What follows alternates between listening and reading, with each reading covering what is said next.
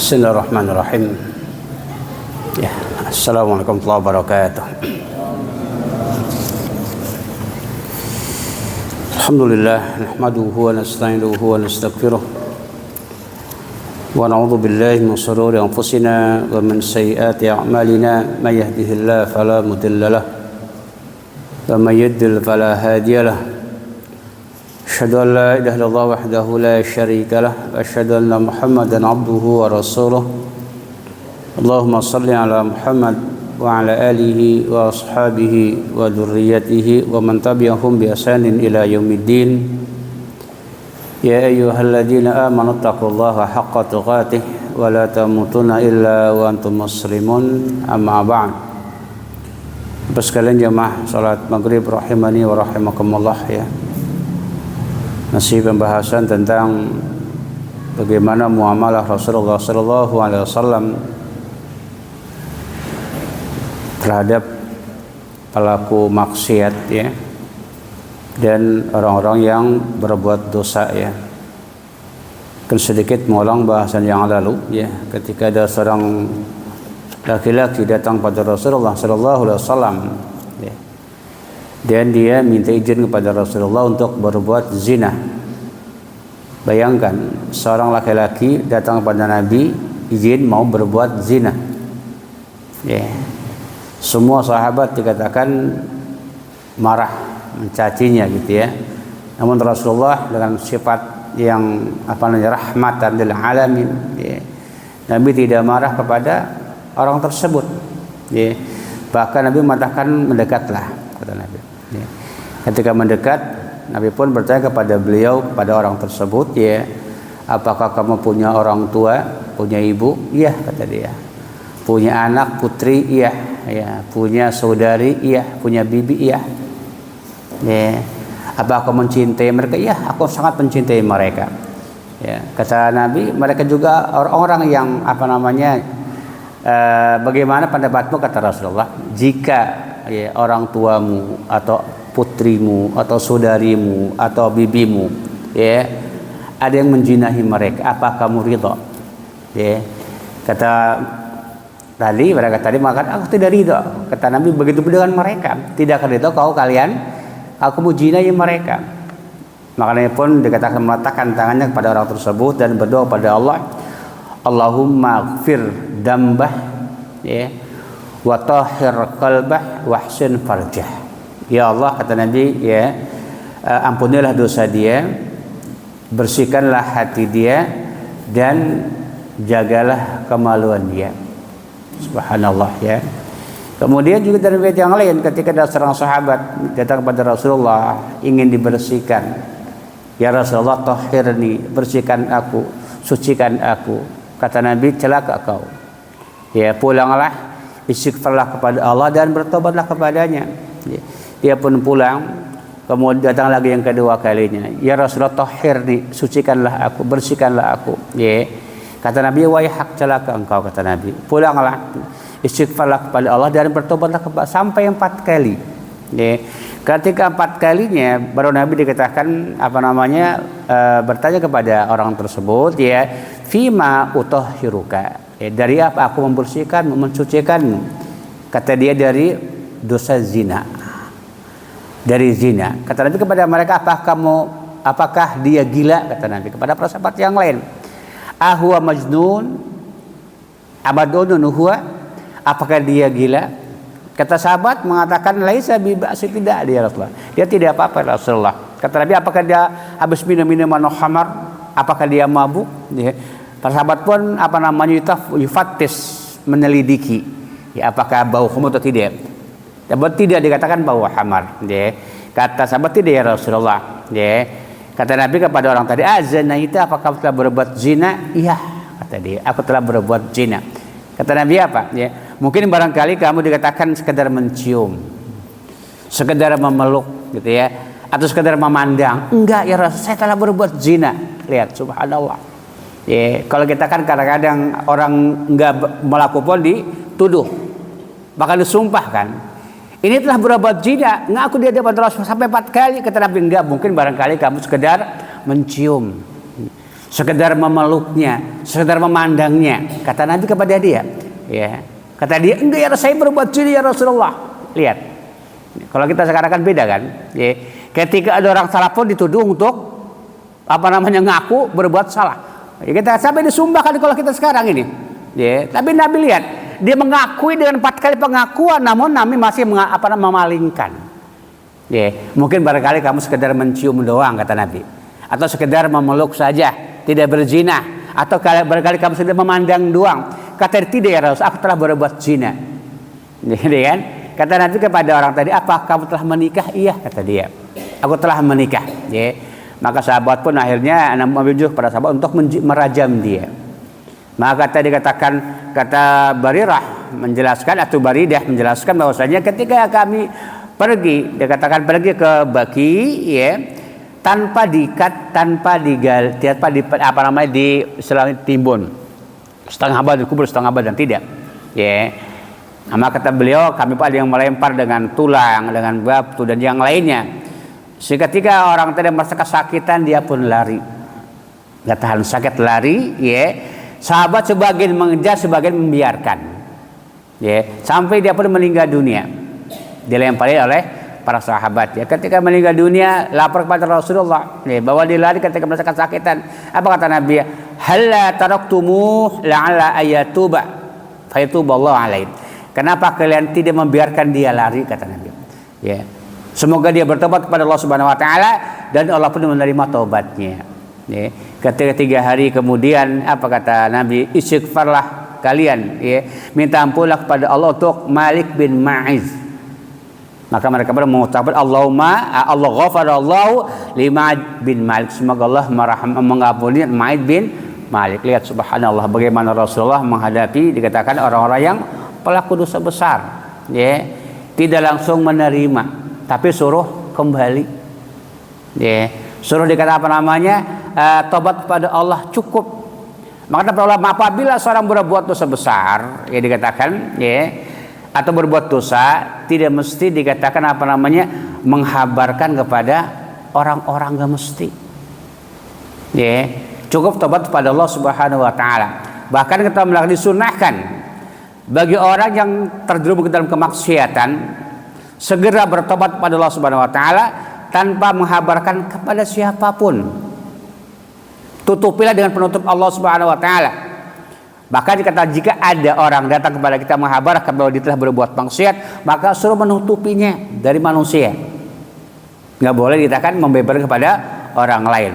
Bahkan disunahkan bagi yang melihat seseorang saudaranya berbuat maksiat, tutupi pelakunya itu. Ya. Tidak boleh menyebarkan, apalagi dikatakan diceritakan kemana-mana ke banyak orang. Apa zaman sekarang, ya. Kadang-kadang ini kebanyakan sengaja mencari-cari kesalahan orang lain. Ya. Maka apakah hati-hati jadi YouTuber itu kalau bisa yang baik-baik yang disampaikan, yang diupload itu yang baik-baik, bukan yang buruk-buruk, yang bak kesehatan, yang dosa dia sebarkan. Maka hati-hati, ya. Baru wala yarfa ilal imam, jangan dilaporkan ke imam, udah tutup saja. Inilah adab-adab dikatakan Islam ketika ada berbuat dosa, ya. Kenapa? Karena dosa besar itu kata ulama, jadi dijelaskan, ya, tidak bisa gugur dengan amal dikatakan sholat, tapi dengan tobat pada Allah Subhanahu wa taala, ya. Kemarin kita sampai ke pembahasan tentang ada seorang sahabat, ya, ketika yang Nabi hukum, ya, Nabi hukum karena dia minum minuman khamar, ya. Maka sahabat ada sebagian yang memukul dengan tangannya, ya. Ada yang memukul dengan sandalnya, ada yang dengan pakaiannya. Ketika orang tadi pergi dari hadapan Rasulullah, ya, ada sahabat yang berkata, ya, ahzakallah, semoga Allah memburuk-burukkan dia, ya. Semoga Allah memburuk-burukkan dia, semoga Allah melaknat dia. Apa kata Nabi kepada mereka, kepada para sahabat? La takunu auna syaitani ala akhikum, janganlah kalian menjadi penolong syaitan atas saudara kalian. Apa kata Nabi kepada mereka? Walakin qulu Allahumma ighfirlahu Allahumma arhamhu. Tetapi ucapkan, ya Allah, ampunilah dia, rahmatilah dia. Lihat, ya. Kepada pelaku dosa besar, ya, yang telah mendapatkan hukuman dari Nabi dan para sahabat, hukuman di dunia dicambuk ya.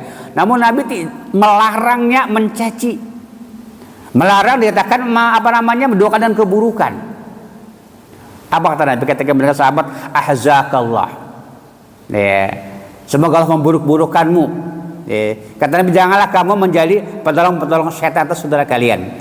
Tetapi ucapkanlah, ya Allah ampunilah dia dan rahmatilah dia. Subhanallah, bukan dicaci, bukan dihinakan, apalagi dikatakan diusir. Ini nggak boleh. Ya. Maka lihat Abu Kilabah menceritakan, ketika Abu Darda mendengar dikatakan orang-orang mencela, mencaci pelaku dosa besar, pelaku maksiat. Ya. Apa kata beliau kepada mereka yang mencela orang tersebut? Ya, apakah pendapat kalian? Jika kalian dapati ia kecemplung sumur, jatuh ke dalam sumur, kata beliau, apakah kalian akan mengeluarkan dia dari sumur tersebut? Saya ulang lagi, dari Abu Kilabah menceritakan, ketika Abu Darda melihat dikatakan orang-orang mencaci, mencela pelaku maksiat, maka ya subuh, karena mereka berbuat maksiat. Namun Abu Darda menegur mereka, mengingatkan mereka. Apa kata beliau kepada mereka? Ara'aitum law wajadtumuh fi qalibin alam takunu musriji. Bagaimana pendapat kalian jika kalian dapati dia masuk ke dalam sumur, saudara kalian, apakah kalian akan menyelamatkan dia, menolong dia, atau dibiarkan dia kecemplung dalam sumur mati gitu ya? Apa kata mereka? Mengatakan, qalu bala, tentulah kami akan menyelamatkan dia. Paham nggak maksudnya? Jadi ketika ada orang berbuat maksiat, berbuat dosa itu, kita tolong dia, bukan kita caci, bukan kita celak dan seterusnya, tidak boleh. Maka beliau memperumpamakan orang berbuat dosa seperti orang masuk dalam sumur, nyemplung di sumur. Kata Nabi, kata Abu Darda apakah kalian akan membiarkan dia tenggelam atau diselamatkan? Kata beliau, selamatkan. Apa kata beliau? Mengatakan, la tasubbu akhakum, janganlah kalian mencela saudara kalian, tetapi memujilah kepada Allah Subhanahu wa taala yang telah menyelamatkan kalian dari maksiat tersebut. Paham ya? Jadi kata Abu Darda, jika kita melihat orang berbuat maksiat, tidak boleh kita cela. Kita boleh kita hina, tapi memujilah kepada Allah. Alhamdulillah, ia telah menyelamatkan kami dari kemaksiatan itu. Kita selamat memuji Allah karena tidak berbuat maksiat seperti dia lakukan. Bukan dikatakan mencela orang tersebut. Itulah kata Abu Darda. Apa kata mereka? Aqalu afala tabghaduh, apakah engkau tidak membenci dia? Kata beliau, inna ma'abghaduh amalah, yang aku benci adalah perbuatannya. Tetapi jika dia meninggalkan, maka dia adalah saudaraku. Itulah Abu Darda karena memang muridnya Rasulullah SAW. Jadi seperti apa dikatakan gurunya seperti itu Kemudian juga dari Umar bin Khattab menceritakan ketika ada seorang sahabat juga minum minuman khamar, dia dihukum oleh Nabi dan para sahabatnya. Maka juga sahabat yang berkata kepada orang tersebut, semoga Allah melaknat dia, alangkah seringnya dia berbuat minum-minuman. Al'anahullahu ma'aksara ma yu'ta bihi, semoga Allah melaknat dia, alangkah seringnya dia minum-minuman khamar. Lihat, zaman Nabi itu nggak aneh orang masih banyak minum-minuman khamar, banyak orang berzina, bahkan minta izin kenapa Nabi berbuat zina. Jangan dianggap zaman Nabi itu bersih daripada kemaksiatan. Maka aneh ada sekarang ini seorang tokoh keluar bahwasanya Arab Saudi udah kembali ke zaman jahiliyah, kata mereka. Kenapa? Karena Saudi udah banyak dikatakan konser musik. Dia mengatakan demikian. Padahal di negerinya lebih parah lagi. Setiap saat, setiap waktu ada konser musik. Di sana mungkin ada satu tempat di sana itu mungkin. Tapi mereka mengatakan Arab Saudi udah kembali ke jahiliyah. Dia diri nggak ngaca dengan negerinya atau di kampungnya atau di sekitarnya. Subhanallah ya. Zaman Nabi ada orang seperti itu ya, minum khamar kemudian dipukul ya. Ketika dipukul dicambuk, maka sahabat mengatakan semoga Allah melaknat dia, alangkah seringnya dia minum khamar. Apa kata Nabi kepada mereka? La tal'anuh, jangan kau laknat dia. Fa wallahi, maka demi Allah, kata Nabi, lihat. Sampai Nabi bersumpah. Maka demi Allah aku tahu dia ya, orang yang mencintai Allah dan mencintai Rasulnya. Fa wallahi ma'alimtu illa annahu yuhibbullaha wa rasulah. Kata Nabi, janganlah kau laknat dia ya, maka demi Allah ya, aku tahu dia mencintai Allah dan mencintai Rasulnya. Subhanallah ya. Maka kata ulama tidak boleh kita melaknat seseorang pelaku dosa besar secara khusus, tidak boleh melaknat pribadi, tidak boleh ya, tidak boleh ya. Maka Nabi melarang orang tadi melaknat orang tersebut ya. Maka kata para ulama, Nabi melarang melaknat seseorang secara khusus, tidak boleh ya. Walaupun Nabi ya melaknat dikatakan orang yang minum khamar, tapi secara umum ya. Nabi melaknat pecandu khamar secara umum, tidak secara khusus. Paham enggak ya? Allah melaknat orang yang minum minuman khamar. Nabi tidak mengatakan per orang, tapi secara dikatakan umum. Seperti juga Allah melaknat orang-orang yang kafir, orang zalim, orang fasik, orang musyrik, orang munafik secara umum. Tetapi kalau secara pribadi maka Nabi tidak pernah. Yeah. Maka ketika ada sahabat mengatakan Allahumma la'an, ya Allah laknatlah dia, Nabi pun marah kepada orang tersebut. Tetapi kalau secara umum maka boleh. Maka kita perlu menjelaskan ya, boleh kita melaknat secara mutlak bagi pelaku dosa besar. Tetapi tidak boleh melaknat secara khusus, secara muqayyad. Paham ya? Orang berbuat apa membunuh, Allah melaknat orang yang pembunuh. Gitu ya. Pembunuh. Ya, secara dikatakan umum siapa saja. Ya. Bahkan Nabi juga mengatakan dalam hadis yang sahih dan Ibnu Malik menceritakan, Nabi melaknat khamar itu dari 10 sisi. Khamar dilaknat dari 10 sisi kata Rasulullah. Ini sahih. Ya. Pertama kata Nabi ya, yang asiruha, yang membuatnya, yang memeras khamar, dilaknat Allah Subhanahu wa taala. Ya. Yang memerasnya, yang minta diperasnya, yang meminumnya, yang memberi minumnya, yang membawanya, yang dibawakannya, yang menjual, yang membeli, gitu ya, yang dibelikannya, dan hasil jual beli khamar dilaknat oleh Allah Subhanahu wa taala. Tetapi dikatakan ketika ada orang minum khamar, enggak boleh la'anatullah alaik, enggak boleh. Ya. Jangankan dikatakan dia seorang muslim, orang kafir pun. Ya, lihat dalam sejarah, ya, boleh meriwayatkan ketika Nabi perang Uhud kalah kan, gigi taringnya dikatakan gigi serintakan rontokkan, kepalanya pecah kan Nabi ketika perang Uhud. Bahkan dibelut dikatakan oleh Fatimah. Ini ketika perang Uhud. Maka Nabi ketika melaknat orang-orang Quraisy, tokoh-tokoh Quraisy. Siapa yang dilaknat? 3 tokoh Quraisy. Pertama, ya Allah laknatlah Abu Sufyan, kata Nabi. Laknat tadi dikatakan Haris bin Hisham dan Suhail bin Amir, 3 tokoh Quraisy ini. Ya Allah laknatlah Sufyan, Abu Sufyan, kata Nabi. Laknatlah Haris bin Hisham dan Suhail bin Amir. Maka turunlah surat dalam surah dikatakan ayat dalam surah Al-Imran ayat 128. Allah menegur Rasulullah. Apa kata? Laisa laka minal amri syai' ayatuba alaihim au yu'adzibahum biannahum zalimun. Kata Allah, itu bukan urusanmu ya Muhammad. Apakah Allah akan mengadab mereka atau mengampuni mereka? Karena mereka zalim. Dan ternyata dikatakan setelah itu mereka masuk Islam semuanya, 3 orang ini. Maka Allah tegur Nabi, karena Nabi melaknat secara dikatakan khusus. Tapi kalau maka tidak masalah ya. Maka kita nggak boleh melaknat ya, siapapun secara khusus. Contoh mungkin sekarang ya, siapa yang tidak geram dengan kepemimpinan Perdana Menteri Israel, siapa tidak geram? Geram nggak? Semua geram. Boleh kita melaknat apa dia secara khusus? Maka nggak boleh.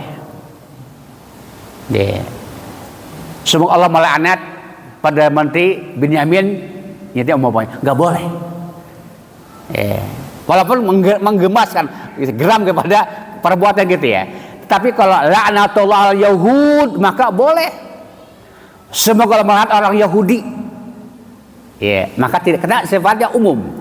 Tapi kalau khusus maka tidak diperbolehkan.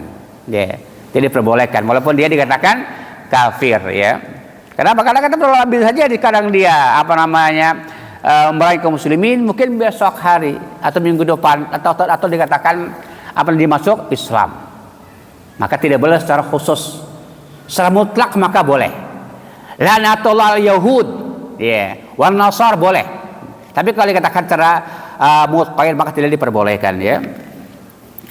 Kemudian di antara juga Nabi ketika mendengar Aisyah radhiyallahu anha berkata kepada Rasulullah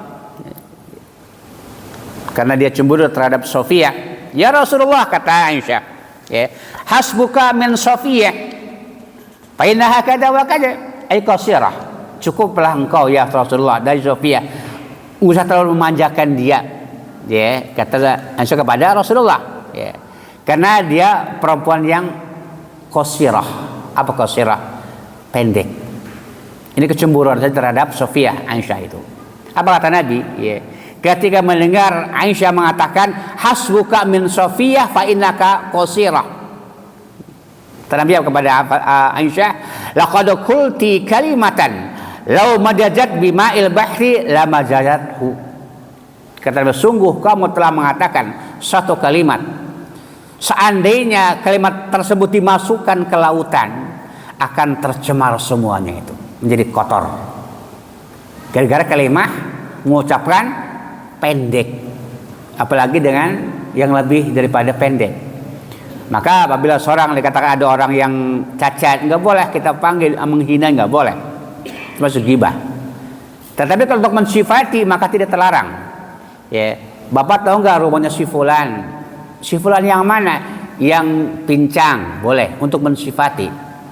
Tapi kalau untuk menghina maka termasuk ghibah, itu sebesar ya.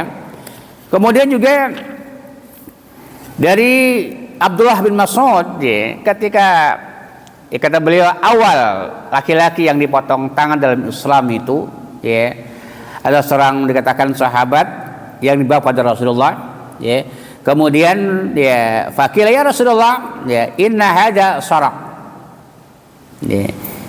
Jadi sahabat membawa seorang, ya inna hada sarak, ini mencuri ya Rasulullah. Mencuri, dilaporkan kan kepada Rasulullah SAW, mungkin dengan bukti-bukti gitu ya. Maka Nabi pun fa'ka'annama asaffa wajhah, merasa sedih Nabi itu melihat sahabat membawa seorang pencuri di depan Rasulullah. Ya Rasulullah, inna hada sarak.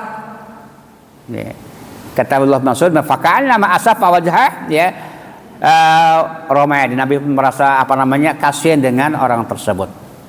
Maka sahabat berkata, ya Rasulullah, karena karihta qata'ah. Ya Rasulullah, apakah anda tidak suka memotong dia, menghukum dia? Seorang kan tidak suka memotong, menyukai memotong, tidak menyukai gitu. Karena melihat wajahnya Nabi merasa sedih gitu ya, kasihan gitu, tidak mau memotong dia. Apa kata Nabi kepada para sahabat ma yamna'uni, tidak ada yang menghalangi aku. Kalianlah yang menjadi penolong syaitan atas saudara kalian. Antum a'wanu syaitani ala sahibikum. Kalianlah yang menjadi penolong syaitan atas saudara kalian. Wallahu afuun yuhibbul afa. Allah itu maha pengampun dan menyukai ampunan, kata Nabi kepada para sahabat. Maka wala yang bagi liwal, tidak sepatutnya, kata Nabi, seorang wal amri, pemimpin apabila ada seorang datang kepadanya telah melakukan pelanggaran kemudian tidak menegakkan hukum tersebut, maka dikatakan kata semua Nabi pun membaca surah dalam surah An-Nur ayat 22 wal ya'fu wal yasfahu. Maafkanlah, berlapang-lapanglah kepada mereka. Ala tuhibbu ayakukan kalian mencintai, menginginkan Allah maafkan mereka, maafkan kalian juga. Artinya apa? Jika kita ada orang berbuat dosa maksiat, kalau bisa kita tutupi, maafkan, bukan dilaporkan. Kalau dilaporkan maka harus dilakukan hukum Allah Subhanahu Wa Taala. Nggak boleh dikatakan dibiarkan seperti itu. Maka para ulama menjelaskan, manusia fil hududi idza intaha dzalika ila ulul amri. Tidak boleh memberikan syafaat dalam masalah hudud apabila telah sampai ke walul amri, ke hakim. Tidak boleh kita memberikan syafaat syafaat pertolongan, bantuan. Jadi seorang nih dikatakan mencuri nih, ditangkap oleh kita, dan dia ketahuan mencuri barang kita gitu ya. Tentunya telah mencapai nisab, kan tidak boleh asal mencuri potong, tidak. Ketika mencapai nisab dia mencuri, lapor kepada amir. Ketika amir menegakkan dengan bukti-bukti yang nyata, akan dilakukan hukum Islam, dipotong tangan. Kemudian dia pun udah kasihan, udah saya maafkan, maka haram hukumnya itu. Kata para ulama, larangan memberikan syafaat fi hudud idza intaha ila ulil amri. Larangan memberikan syafaat pertolongan orang-orang yang melampaui batas jika dilaporkan kepada ulil amri. Dilapor tidak boleh dikatakan dimaafkan. Kalau mau sebelum nyampe kepada dikatakan amir boleh. Tapi kalau udah sampai maka harus tegak hukum Allah Subhanahu Wa Taala. Maka Abu Amr bin Abdul Bar menjelaskan, aku tidak tahu. La a'lamu khilafan, aku tidak tahu khilafan. Artinya sepakat para ulama memberikan syafaat bantuan kepada pelaku dosa itu adalah kebaikan yang indah, yang baik, yang cantik kata beliau. Selagi belum sampai ke sultan. Kita memaafkan, memberikan bantuan pertolongan kepada pelaku dosa besar itu adalah kebaikan. Hasanatan jamilatan, selagi belum sampai kepada imam sultan. Wa anna al sultan ayyakima idza balaghadan, hendaknya para sultan, para penguasa, para awaliul amri menegakkan hukum itu apabila sampai kepada mereka. Tapi kalau nggak dilaporkan walaupun tahu gitu maka enggak. Tahu nih aparat pemerintah nih, aparat penegak hukum, dia berbuat dosa. Tahu dia gitu Tapi kalau dilaporkan maka tidak ada hukum bagi dia, dimaafkan. Itu dalam Islam Karena Islam itu dibangun di atas as-samahah, kelapangan, kemudahan Bukan mencari-cari dikatakan kesalahan orang lain Kemudian Nabi memaafkan ketika ada orang berbuat kesalahan karena sebab dikatakan kebodohan ataupun kesalahan, ketidaktahuan, maka Nabi memaafkan, tidak memarahinya.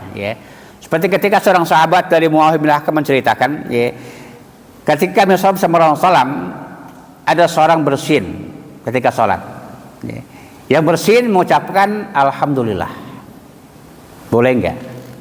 Boleh. Ketika lagi sholat bersin, maka tidak ada larangan yang bersin mengucapkan alhamdulillah, enggak ada larangan.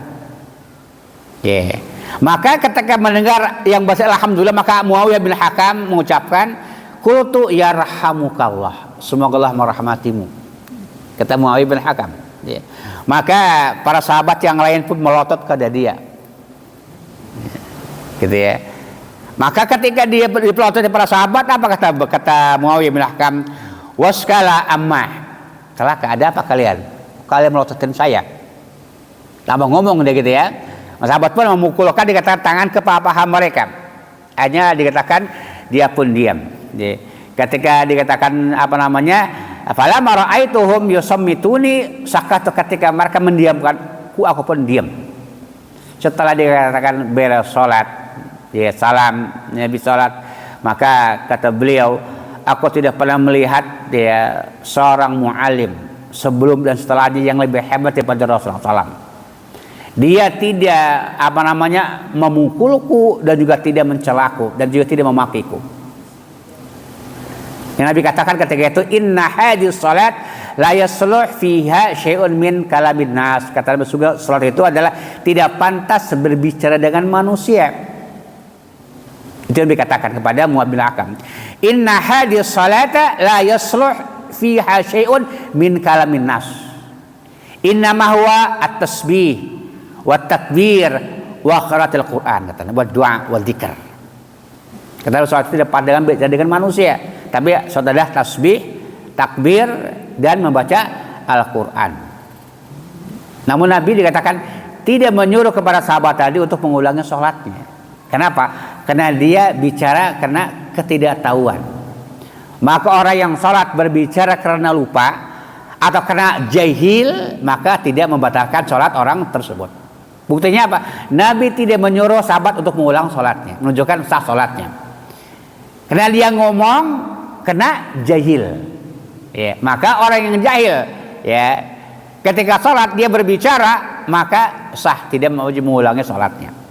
Ya, begitu pula ngomong karena lupa gitu ya, maka juga dikatakan istilahnya tidak masalah. Contoh, kita ada lagi sholat, assalamualaikum, refleks, waalaikumsalam, maka tidak membatalkan sholat dia. Karena tidak disengaja, karena refleks tadi kesalahan. Ya, maka tidak masalah. Tapi kalau dikatakan waalaikumsalam, maka batalah sholat dia. Seperti itu, karena disengaja ya. Tapi kalau dikatakan refleks, assalamualaikum, dia waalaikumsalam, spontan gitu ya, maka tidak membatalkan sholat dia. Ya. Perbedaannya. Kemudian Nabi juga mengingkari ya sahabat yang di tangannya memakai emas. Ya. Dari Abdullah bin Abbas menceritakan, Nabi melihat dikatakan seorang laki-laki di tangannya ada memakai cincin emas. Ya. Kemudian Nabi pun fanaja'ah melepaskannya, kemudian mencampakkannya. Ya. Apa kata Nabi ketika itu? Wa qala ya ya'midu ahadukum ila jamratin min narin fayaj'aluha fi yadihi. Kata Nabi, sengaja di antara kalian sengaja ya ila jamratin min nar, itu membawa jamroh bara api neraka di tangannya. Sengaja kata Rasulullah. Di antara kalian memakai bara api di tangannya. Yeah. Kemudian setelah Nabi pergi, maka dikatakanlah kepada pemilik tadi, ya, khud ya khatimak, ambillah cincinmu itu. Intafi bihi, manfaatkan. Apa kata sahabat tadi ya? Qala la wallahi la akhuduhu abada. Demi Allah, tidak, demi Allah aku tidak akan mengambil untuk selama-lamanya sesuatu yang telah Nabi campakkan. Yeah. Jadi Nabi melihat seorang sahabat pakai cincin emas. Nabi ambil tangan kemudian dilemparkan. Gitu ya. Kita sengaja di antara kalian memakai bara api neraka di tangannya, kata Nabi kepada para sahabat yang lain. Yeah. Nabi pun pergi, kata sahabat, ambillah cincinmu itu dan manfaatkanlah. Namun dia mengatakan, demi Allah aku tidak akan mengambilnya sesuatu yang Nabi campakkan. Kata para ulama, Imam Nawawi menjelaskan, ini betul-betul dia mubalaghah fi imtithal amri, melakukan perintah Rasulullah. Ya. Dan menjual larangan-larangan Nabi Sallam ya. Maka seandainya dia mengambil pun tidak masalah, karena boleh. Ya. Yang tidak boleh adalah laki-laki yang memakai emas, tidak boleh. Tapi kalau dia menjualnya, maka tidak masalah, sedekah, maka tidak larangan ya. Wa fi riwayatin juga ya. Ketika Nabi dikatakan melihat dari Abu Hadri, adalah laki-laki dari Najran, datang kepada Rasulullah ya, dan di tangannya ada emas, pakai emas, cincin emas. Ya. Awas. Jadi laki-laki itu haram pakai cincin emas. Ya.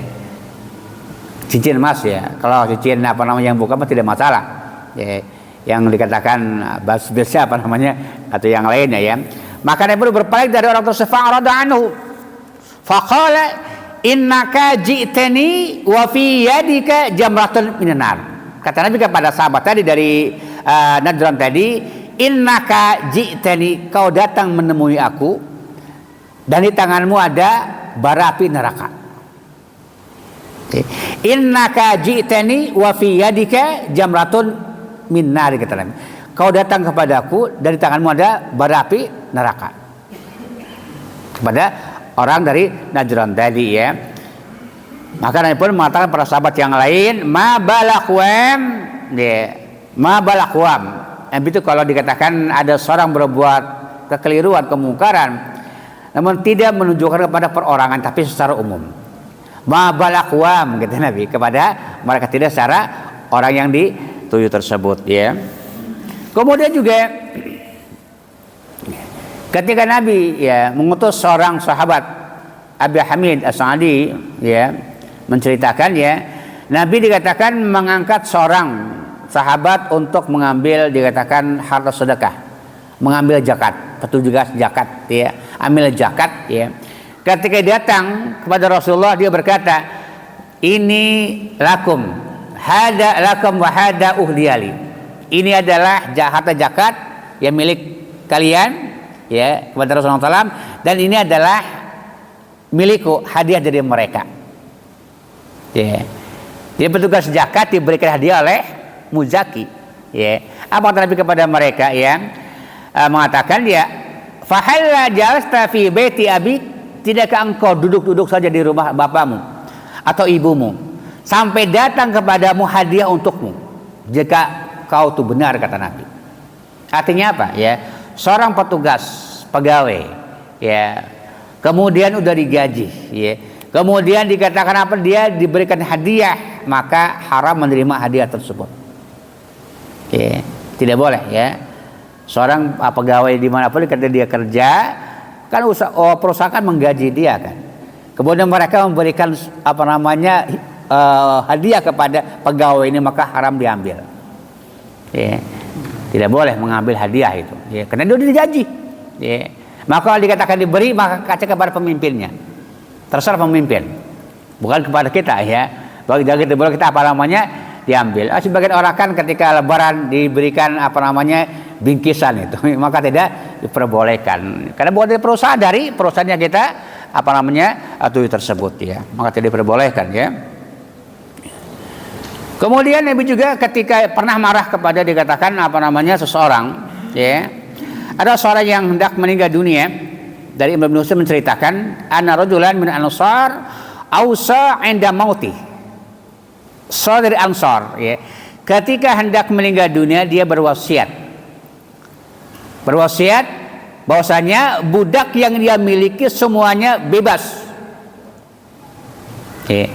Padahal dia tidak punya harta kecuali 6 budak tersebut ya. Dia berwasiat kepada yang hidup, kalau saya mati, dikatakan budakku yang 6 semuanya bebas, merdeka ya. Padahal dia tidak punya harta kecuali itu hartanya. Walam yakun lahu mal illa ghairuhum, dan dia tidak punya harta kecuali 6 budak itu ya. Maka sampailah kepada Rasulullah berita tersebut ya. Maka faghadiba Rasulullah min dalik, Nabi pun marah kepada orang tersebut ya. Wa qala lahu qawlan, bahkan berkata dengan kata-kata yang kasar kepada mereka ya. Apa kata Rasulullah? Laqad hamamtu alla usolli alaihi, sungguh aku tadinya tidak mau menyolati dia. Sampai Nabi tidak mau menyolatinya. Apa gara-garanya? Gara-gara dia punya harta hanya 6 budak, ketika dia mati dia dimerdekakan semuanya. Kata Nabi apa? Hamamtu alla usolli alaihi, aku tadi niat tidak menyolati dia ya. Maka akhirnya Nabi pun mengumpulkan 6 budak tadi, kemudian dibagi 3 bagian, kemudian diundi ya. Maka yang 2 bebas, yang 4 tetap menjadi warisan ahli warisnya ya. Maka tidak boleh ya, apalagi ketika orang tidak punya harta disedekahkan ketika masih wasiat untuk, maka tidak diperbolehkan ya. Bahkan Nabi juga pernah dikatakan mengancam ya, tidak menyolati ya orang yang dikatakan meninggal dunia. Gara-gara apa? Gara-gara dikatakan pernah mengambil harta rampasan ya.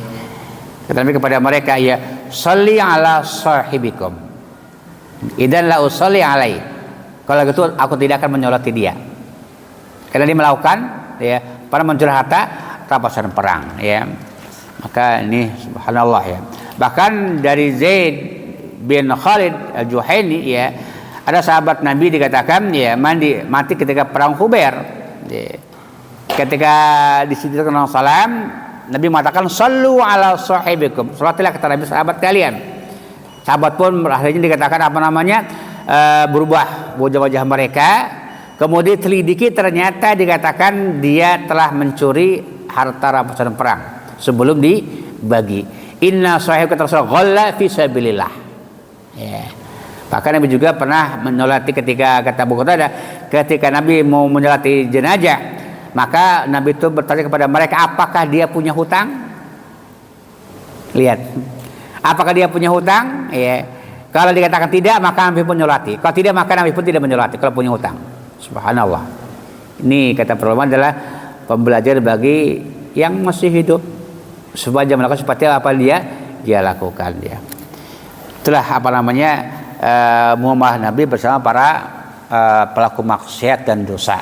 Subhanallah, Nabi itu penyayang. Itulah kata Allah, wa ma arsalnaka illa rahmatan lil alamin ya. Tip yang saya sampaikan semoga bermanfaat. Insyaallah kita akan lanjutkan nanti mengenai bagaimana muamalah Rasulullah dengan orang-orang munafik ya. Ya, kita ini subhanallah sudah tahu. Nah.